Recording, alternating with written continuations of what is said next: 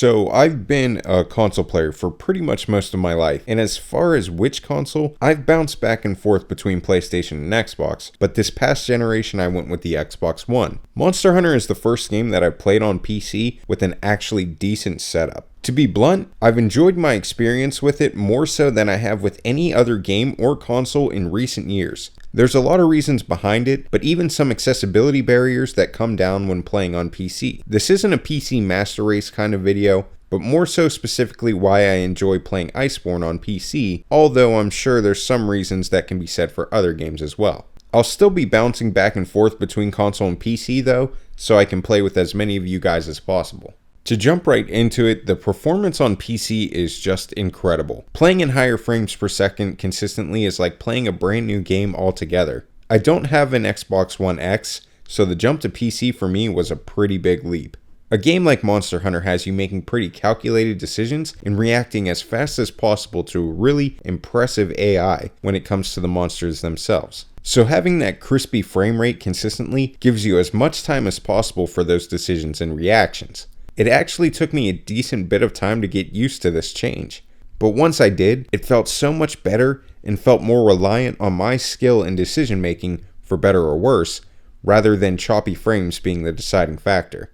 I'm by no means an expert in specs, hardware, or software, but even a dunce like myself can tell just how well PCs run heavy games like Iceborne. Another blatantly obvious thing is the load screens. I've been so spoiled by the load screens on PC that if I have to wait more than 5 seconds on a load screen, I'm in shock. Having such a smooth and quick transition between loading into quests and hunts really does improve the quality of life of Iceborne tremendously, especially when we're talking about the guiding lands. Loading into the guiding lands on my Xbox is pretty rough, but on PC, I have about enough time to look down, check my phone, look back up, and bam, I'm loaded in. This is great because I'm just fresh off of completing Iceborne's storyline on PC, so I don't have a lot of monsters available to lure out in the guiding lands. So loading back in and out is a much less time-consuming process. It's easy to see from the get-go and throughout playing Iceborne on PC that the performance is beyond impressive. Iceborne is a game that looks beautiful no matter what you're playing it on, but when you play it on a PC,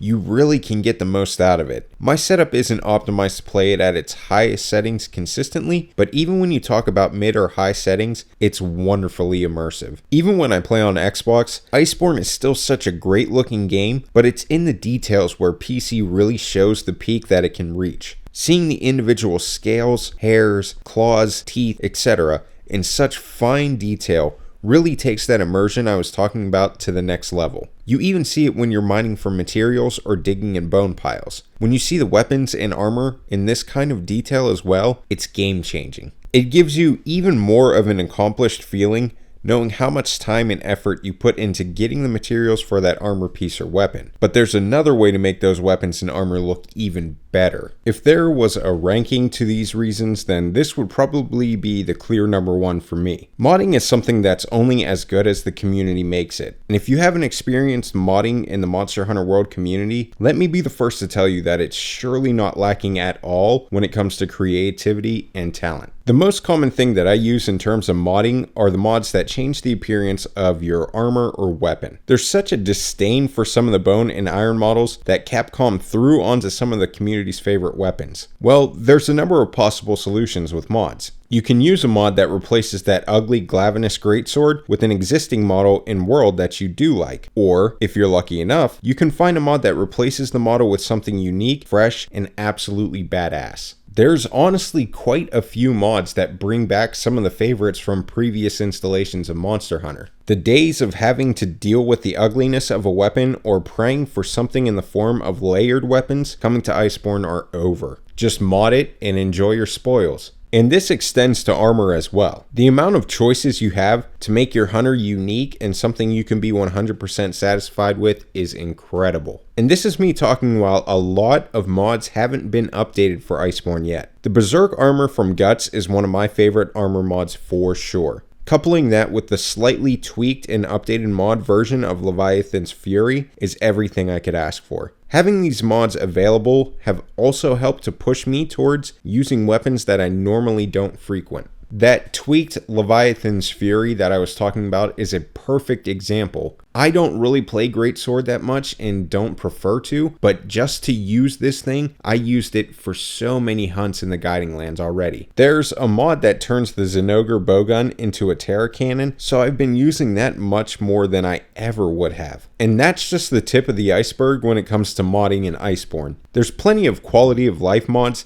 that make things much better. The Light Pillar mod that shows monster materials, slinger ammo, etc. on the floor is an absolute godsend, especially when you're traversing the Guiding Lands. The possibilities are pretty much endless with mods. Not to mention that there are plenty of overlays to show you monster health, how much more damage till a part is broken, how much time you have left with your buffs, and more. I myself don't use an overlay, but I don't see a problem with other people using them. Unless we're talking about competitive play and speedruns, then there's absolutely no way you should use an overlay. But back to simpler things. If you don't like the soundtrack to your horn, why not change it to tracks from JoJo's Bizarre Adventure or Undertale?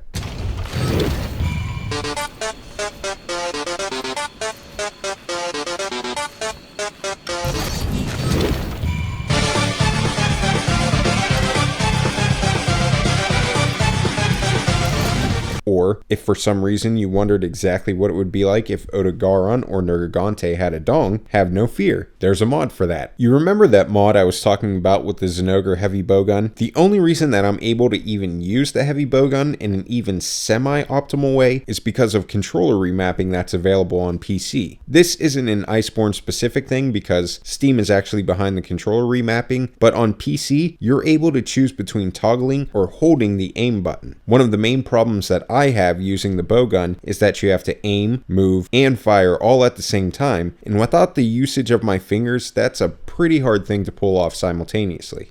Having the ability to toggle aim instead of having to hold it makes it much more accessible for me to use the bowgun. Don't get me wrong, it's still not a super smooth process, but with time, I'll actually be able to use the ranged weapons and have them as a viable option in the future. A huge reason why I've loved playing Iceborne on the PC is that it's a fresh start. I got to have nostalgia while making my way through base world and again making the transition to master rank. All of the grinding to get the decorations you need, taking down Teostra over and over to get master's touch, all of the things I haven't had to do for so long. It made me appreciate even more so all the work I've done on console to build up my weapon stash and the ridiculous amount of decorations that I have. It's also given me a chance to diverge from the path that I've taken on console. You guys know it's dudes forever, so I literally have every hunting horn on console and use them constantly. I'm still without a Sonorous Plus deco, so I can't rely as much on my go-to weapon. It's helped to push me to use weapons like the Greatsword,